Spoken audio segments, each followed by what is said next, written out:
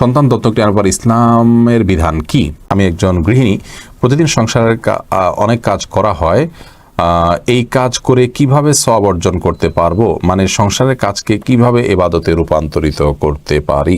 ছেলেদের জন্য কি স্বর্ণকারের কাজ করা হারাম হবে?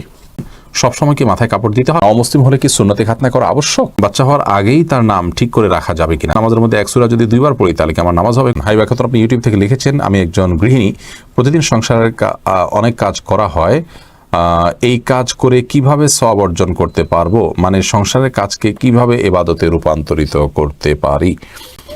দেখুন, একজন গৃহিণী তার সাংসারিক কাজকে রূপান্তর করবার জন্য তার প্রথম কাজ হলো প্রত্যেকের হক যথাযথভাবে আদায় করা, সন্তানকে সঠিকভাবে লালন পালন করা, আল্লাহর সঙ্গে পরিচিত করানো, আল্লাহর নির্দেশে পরিচালনা করা, তাদেরকে সালাতে শিক্ষা দেওয়া, ইসলামী ভাবধারা শিক্ষা দেওয়া, স্বামীকে তার হকগুলো আদায় করা। নবী সাল্লাল্লাহু আলাইহি ওয়াসাল্লাম বলেছেন, ওই মহিলা সবচেয়ে ভালো, শ্রেষ্ঠ, উত্তম, যাকে দেখে তার স্বামী সন্তুষ্ট থাকেন, দেখলে তার ভালো লাগে। এভাবে তিনি চলাফেরা করেন।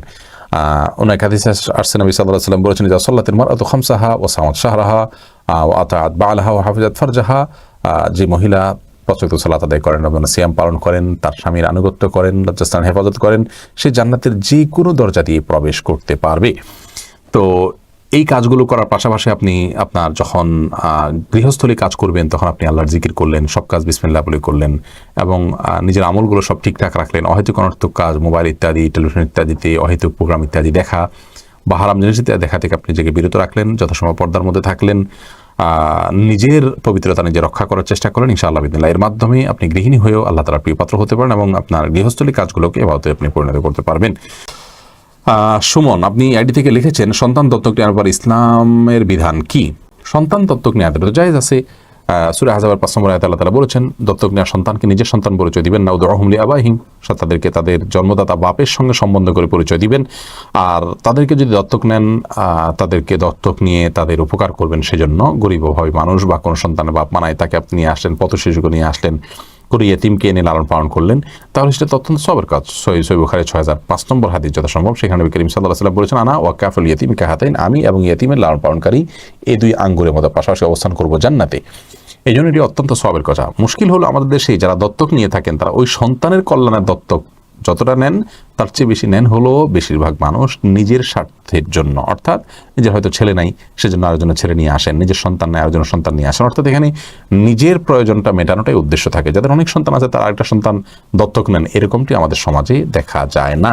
এই জিনিসটি খুবই আপত্তিকর একটি বিষয়। একজন ইমানদার হিসাবে আমাদের চেষ্টা করা উচিত যে আমরা মানুষের কল্যাণার্থে বা বাচ্চাদের কল্যাণের জন্য দত্তক নেব। সেটা আমাদের সন্তান আছে, আরেকজনের গরিব সন্তান, অভাবী মানুষের সন্তান বা কোনো পথ শিশু বা কোনো এতিমকে আমার পরিবারের সদস্য হিসাবে যুক্ত করে তাকে আমি লালন পালন করবো, এটা সবের কাজ, ইনশাআল্লাহ বিদিনিল্লাহ।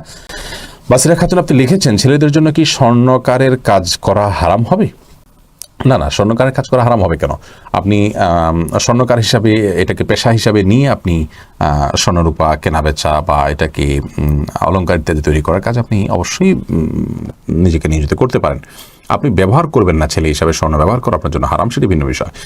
শিশির ভেজা ঘাস এই আইডি থেকে আপনি লিখেছেন, সবসময় কি মাথায় কাপড় দিতে হবে? না, সবসময় মাথায় কাপড় দিতে হবে বোন, এমনটি মোটেও আবশ্যক নয়।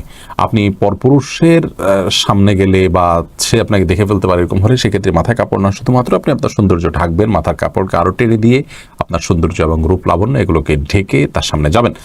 আর এর বাইরে আপনি আপনার বাসায় আপনার বাবা, ভাই, বোন বা আপনার মহিলারা, তারপর আপনার ছেলে, মাহরাম যারা আছেন তাদের সামনে আপনাকে মাথা সবসময় ঢেকে রাখতে হবে কাপড় দিয়ে, এমনটা আবশ্যক নয়। তবে হ্যাঁ, আপনি ফিতনার এই যুগে নিজেকে যথাসম্ভব সেফে রাখার জন্য আপনি অন্য পুরুষদের সামনে, অর্থাৎ বাসার মাহরম পুরুষদের সামনে, ধরুন শ্বশুর আছেন, আপনার বড় ভাই আছেন, বড় সন্তান, ছেলে সন্তান আছেন, তাদের সামনে মাথার কাপড় টাপড় দিয়ে থাকতে পারলে ভালো।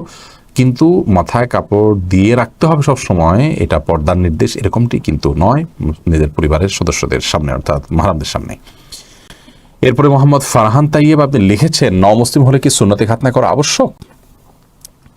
নমুসলিম যদি প্রাপ্তবয়স্ক হয় তাহলে সেক্ষেত্রে অনেক ওলামা একরাম সুন্নতে খাতনা করার কথা বলেন, আবার অনেক ওলামা একরাম না করার কথা বলেন। সিরাজুল ইসলাম এর থেকে আপনি লিখেছেন, বাচ্চা হওয়ার আগেই তার নাম ঠিক করে রাখা যাবে কিনা? যাবে, কোনো অসুবিধা নেই। বাচ্চা হওয়ার আগে থেকে ছেলে হোক মেয়ে হোক, ছেলে হওয়ার সমাবেশী হিসেবে ছেলের নাম, অথবা ছেলে মেয়ে দুইটা রেখে দিলেন, আগে থেকে ঠিক করে রাখলেন, কোনো অসুবিধা নেই। মাহদি হাসান আপনি লিখেছেন নামাজের মধ্যে এক সূরা যদি 2 বার পড়ি তাহলে কি আমার নামাজ হবে? কোনো অসুবিধা, নামাজ হয়ে যাবে। এক সূরা যে একাধিকবার পড়তে হবে, এক সূরা যে একবার বেশি পড়া যাবে না এমন কোনো বাধ্যবাধকতা নেই। আমরা সূরা তারাবির সালাতে যে পড়ি এক রাকাতে তো অনেক সূরাও পড়ি, তাই না? কোনো অসুবিধা নেই।